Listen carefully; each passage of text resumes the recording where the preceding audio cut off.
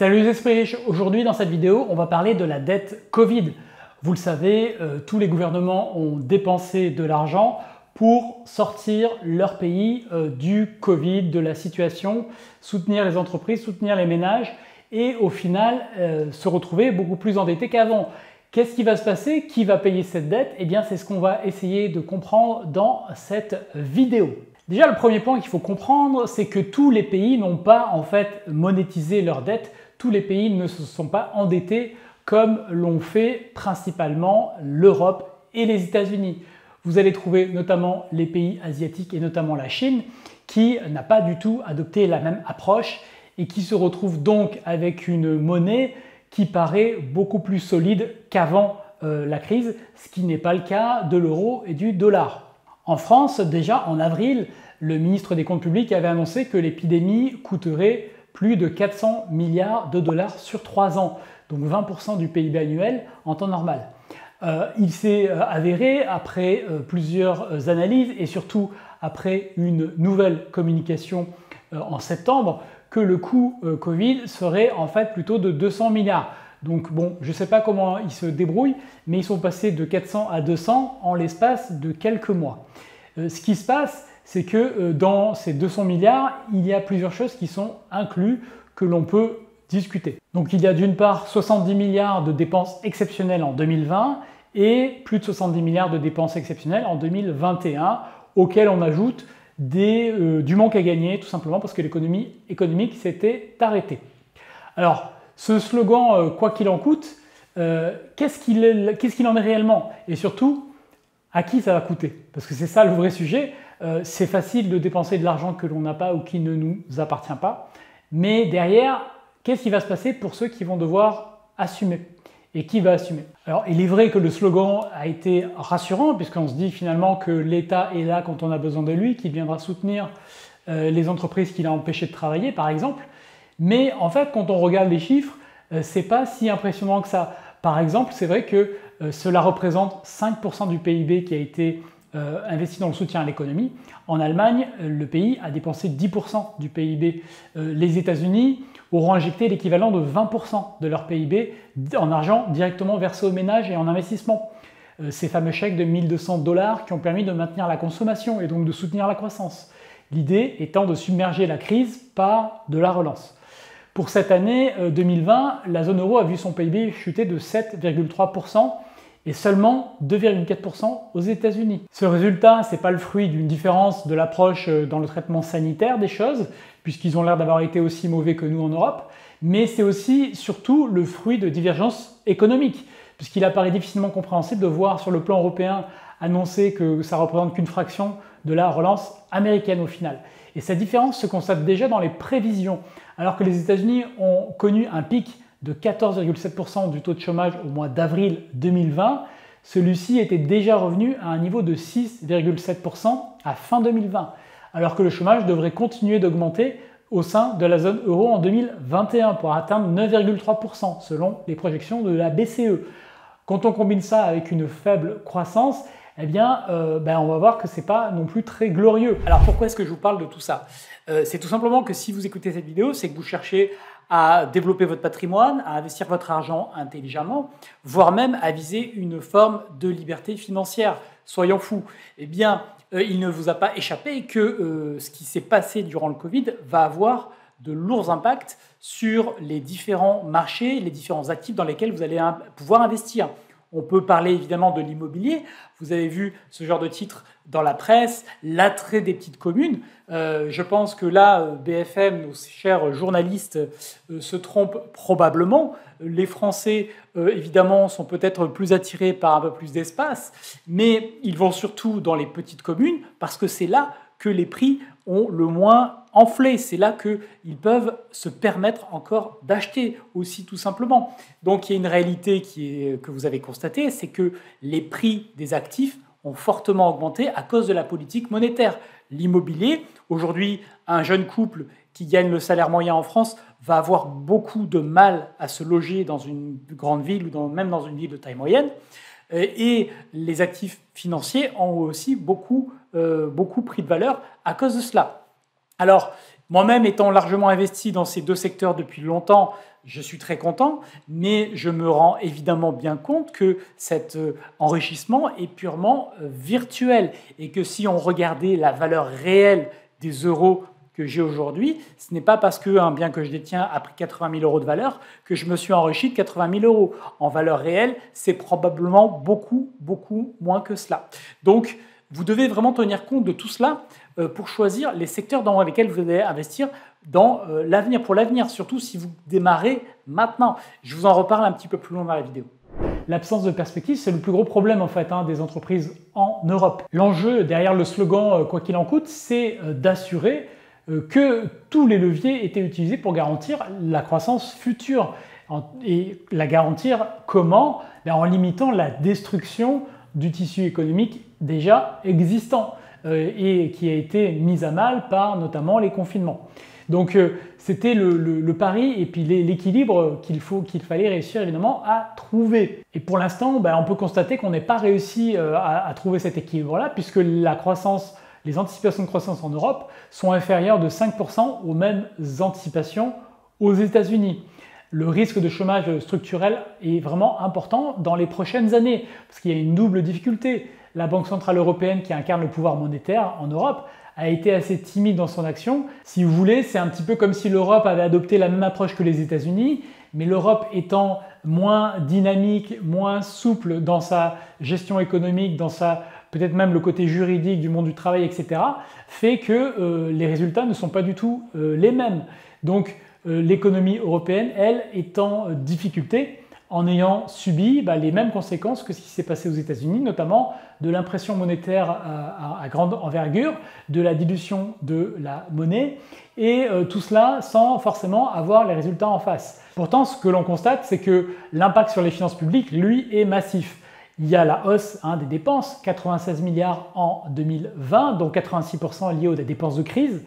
Les dépenses publiques représentent 61,8% du PIB en 2020, contre 55% en 2019. Alors ce qu'il faut bien comprendre, c'est que même avant la crise, le niveau de dépenses publiques en France était déjà très élevé par rapport à d'autres pays européens comparables et il a été observé qu'il y a quand même une corrélation assez forte entre le niveau de dépenses publiques et le niveau de chômage. Autrement dit, dans l'économie, plus il y a une dépense publique importante, plus le taux de chômage structurel a tendance à être important lui aussi. On peut supposer que cela limite l'activité entrepreneuriale pour plein de raisons, évidemment, c'était très compliqué derrière, mais on observe quand même ce phénomène en bout de chaîne. En juin 2021, le déficit budgétaire est de 178 milliards d'euros, donc quasiment 2 fois ce que prévoyait la loi de finances en 2020. Alors concernant cette fameuse dette Covid, le gouvernement s'est engagé à l'amortir sur 20 ans. Donc on l'estime à peu près à 165 milliards d'euros, donc ça veut dire que jusqu'en 2042, il va falloir payer. Et là où le bât blesse, c'est que on se focalise sur le montant de cette dette et sur le nombre d'années sur lesquelles elle va être payée, mais avant même l'apparition du Covid, je vous rappelle que le problème de la dette française était déjà important, que nous avions déjà été alertés depuis des dizaines d'années sur cette question-là, et qu'en fait, nous n'avons pas de solution, parce que la seule solution possible, c'est qu'il y ait de la croissance, qu'il y ait des recettes, et qu'on puisse rembourser cette dette en limitant les dépenses évidemment et en ayant des revenus plus importants.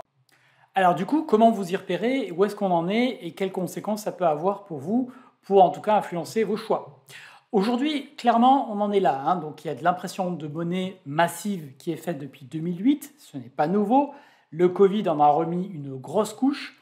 Du coup, qu'est-ce qu'on voit? Que les taux sont au plus bas, que l'inflation est fortement présente.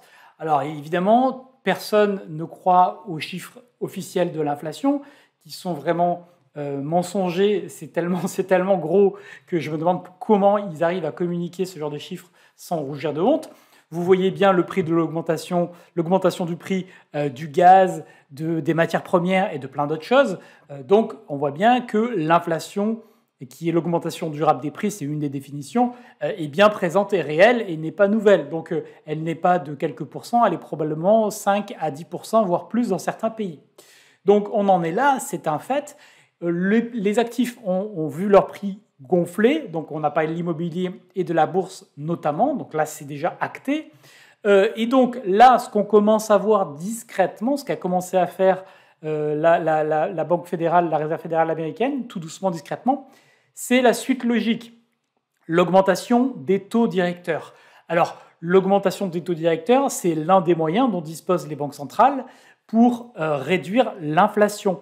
Et donc, elles vont être contraintes de le faire tôt ou tard parce qu'il va falloir mettre sous contrôle l'inflation. Parce qu'aujourd'hui, concrètement, une personne qui a un salaire et qui dépense déjà l'essentiel de son budget pour vivre tout simplement, a vu son pouvoir d'achat se prendre une belle réduction dans la tête. C'est phénoménal.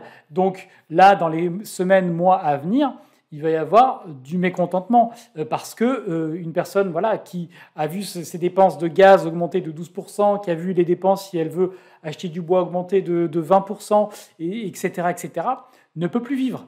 Donc les banques centrales, en Europe et aux États-Unis, c'est la même situation quasiment, va devoir à un moment donné augmenter ses taux. Qui dit augmentation des taux va évidemment permettre de réduire l'inflation. Il y a des études qui montrent qu'il y a une corrélation assez forte, donc ça semble marcher, ce mécanisme. Mais qui dit augmentation des taux directeurs va revenir sur le problème de l'endettement des États, dont le coût de la dette va augmenter. Donc comment les États vont devoir gérer ça? On ne sait pas, parce qu'ils ne peuvent clairement pas faire face à une augmentation du coût de leur dette. Et l'autre aspect, c'est la réduction du prix des actifs. Donc ici, les deux actifs que j'adore tant, mais qui sont touchés directement par ça, l'immobilier et la bourse. Donc voilà la situation dans laquelle on est, et voilà ce qui risque probablement de se passer. Mais encore une fois, je ne suis pas devin, mais ça serait une suite tout à fait logique, sans parler des phénomènes de Black Swan, des phénomènes de signes noirs, c'est-à-dire les événements inattendus, qui viendraient précipiter ce genre de décision ou précipiter la chute d'un actif ou d'un autre en fonction des nouvelles qui pourraient être annoncées. Guerre, problèmes écologiques, problèmes industriels ou tout autre problème surprenant qui ferait surréagir les différents acteurs économiques. En 2020, les taux d'endettement public les plus élevés ont été enregistrés en Grèce, en Italie, au Portugal, en Espagne et en France. On est 5e du classement. Voilà un classement dans lequel on va certainement progresser. Donc à titre de comparaison, il faut comprendre qu'on oublie souvent que sur les 27 pays de l'Union européenne, il y en a 16 qui affichent un ratio dette publique PIB inférieur à 70% et même inférieur à 60% pour 13 d'entre eux. L'Allemagne n'est qu'à 69%, l'Irlande n'est qu'à 59%, la Pologne à 57%, les Pays-Bas ou encore la République tchèque ou l'Estonie qui sont très très bas dans l'échelle. L'explosion de la dette publique n'est donc pas une fatalité, y compris face à la pandémie. Sur ce graphique, on peut voir aussi que l'Hexagone confirme qu'il contribue à plus de 23% de la dette dans l'Union européenne, alors que le PIB dans l'Union européenne ne représente que 20%. Il y a plusieurs pays que j'ai cités qui sont dans cette situation. Autrement dit, leur dette est plus importante que leur PIB dans le poids de l'Union européenne. C'est quand même assez inquiétant de se retrouver brocardé ainsi, alors qu'on est quand même une des plus grosses économies dans le monde, et en tout cas dans l'Union européenne. Alors maintenant qu'on a posé ce constat qui n'est pas très glorieux, la question qui va se poser, c'est qui va payer?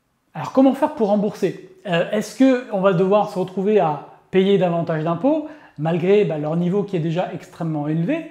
Est-ce qu'il va falloir réduire les services publics qui sont déjà largement mis à mal depuis des années? On peut voir l'état de l'hôpital, l'état de l'éducation nationale. Donc comment peut-on s'en sortir lorsqu'on a l'impression qu'il n'y a aucune marge de manœuvre? Dans le côté positif des choses, on peut faire un constat aussi. En Espagne et en Italie, les administrations publiques n'ont absorbé que 49 et 65% respectivement de la baisse de revenus. Les entreprises ont porté 30% du choc en Espagne, 7% en Italie et les ménages entre 21 et 24%. En France, c'est différent puisque le choc a été presque totalement absorbé par l'administration publique à 87%. Le revenu disponible des ménages a donc augmenté par rapport à 2019, celui des entreprises est en léger recul. Aux Pays-Bas et dans une moindre mesure en Allemagne, le choc a été compensé par les administrations publiques à hauteur de 133% aux Pays-Bas, 113% en Allemagne. Et le revenu disponible a donc augmenté à la fois pour les ménages et pour les entreprises. On voit qu'en Allemagne, au Danemark et en République tchèque et en Suède, par exemple, les entreprises ont été davantage préservées, surtout parce que le choc de la crise a été plus faible.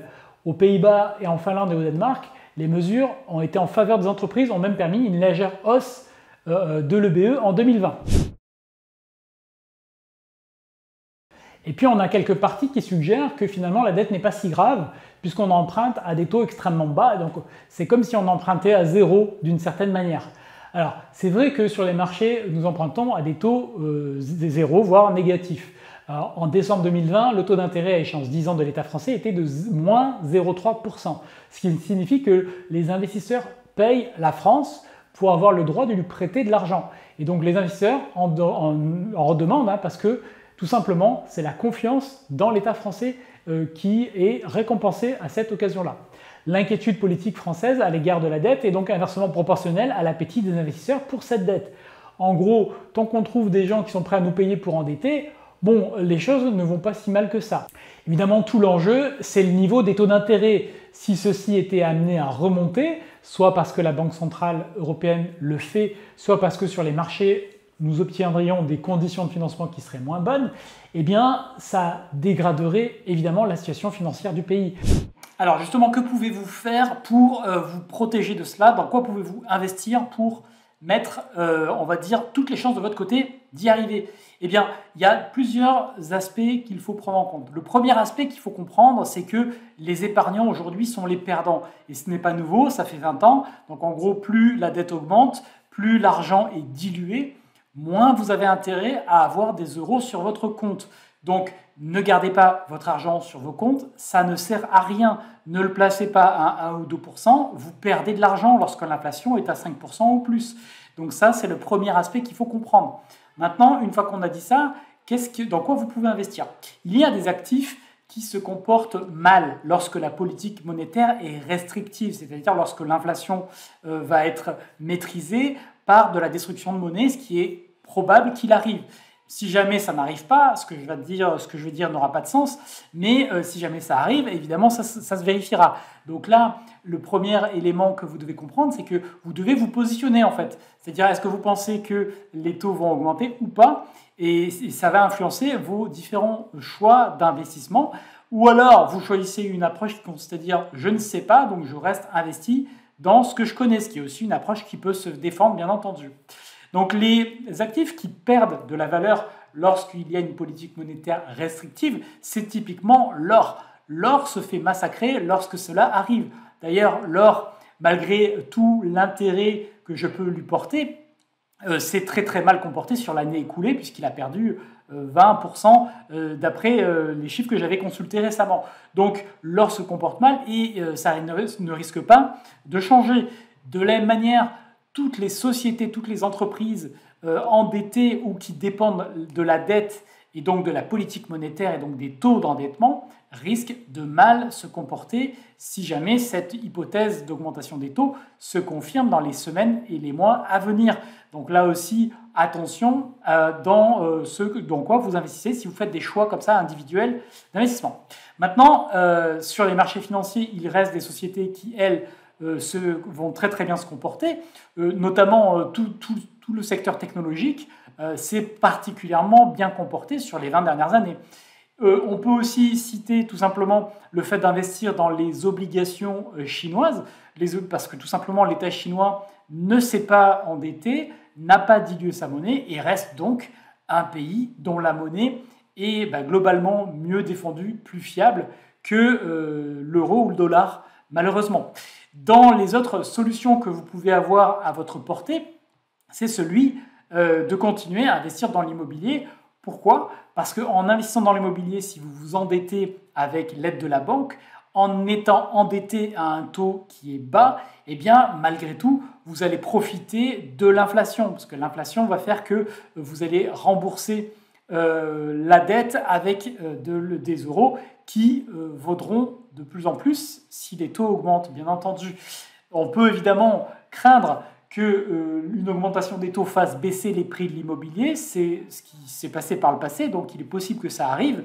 Là, le seul message que je peux avoir pour vous, c'est d'être prudent. Ne faites pas aujourd'hui les projets que vous auriez pu faire il y a 5 ans ou il y a 10 ans. parce que vous avez vu des gens vous annoncer des rentabilités folles avec des modes d'investissement ultra risqués. Aujourd'hui, je pense qu'il est toujours possible, il est toujours temps d'investir dans l'immobilier parce que ça reste un actif qui vous permet de vous enrichir, ça reste un moyen d'acquérir des biens que vous ne payez pas avec votre propre argent, mais avec l'argent de la banque et le remboursement des locataires. Mais soyez prudent dans les projets que vous faites, dans les hypothèses que vous prenez et dans les modes d'investissement que vous choisissez pour être assez sécurisé en fonction des cycles économiques qu'on va traverser, puisqu'il est assez probable que dans les 5 années ou 10 années à venir, il y ait pas mal de mouvements. Donc ne soyez pas sur un mode ultra tendu qui va être mis en péril au moindre caillou dans la chaussure, ce qui risque d'arriver tout bêtement parce que les cycles économiques, indépendamment même dans la situation dans laquelle on est, les cycles économiques existent. Traditionnellement, tous les 7 à 10 ans, on traverse un cycle économique, même avant tous ces délires avec le quantitative easing et avec l'impression monétaire. Donc voilà les pistes que je peux vous donner. La crypto-monnaie reste évidemment pour moi un actif de référence, un actif déflationniste par nature pour la plupart des crypto-monnaies. Donc, et puis tout simplement un marché qui se développe, là où va l'argent aujourd'hui. Donc parier une partie de son patrimoine, voire une bonne partie de son patrimoine aujourd'hui là-dessus, chacun appréciera le risque à son propre niveau, n'est pas pour moi une mauvaise idée. Donc vous sortez du système où on va diluer vos euros et vous allez sur des actifs qui vont a priori prendre plutôt de la valeur, surtout si vous faites des choix qui ne sont pas trop idiots. Donc je vous mets les liens en description pour les différentes solutions que j'ai évoquées si vous voulez aller plus loin. Alors justement, côté Banque Centrale Européenne, le bilan de la BCE était de 2000 milliards d'euros en 2015. Il est passé à 5 milliards à peu près en fin 2019 et il a quasiment doublé parce qu'il est passé à quasiment 8 milliards en 2021. Donc entre 2015 et 2021, le bilan qui est constitué actuellement à 57% de titres de dette publique, en gros c'est la BCE qui rachète la dette des États, a donc explosé de 257%. Or, sur la même période, évidemment, le PIB de la zone euro en valeur a augmenté en fait de l'inflation, c'est-à-dire 12%. Donc en gros, il n'a pas augmenté. Le problème des taux qui sont artificiellement bas, c'est qu'il y a une sorte de fuite en avant, parce qu'en gros, on encourage les États à s'endetter davantage.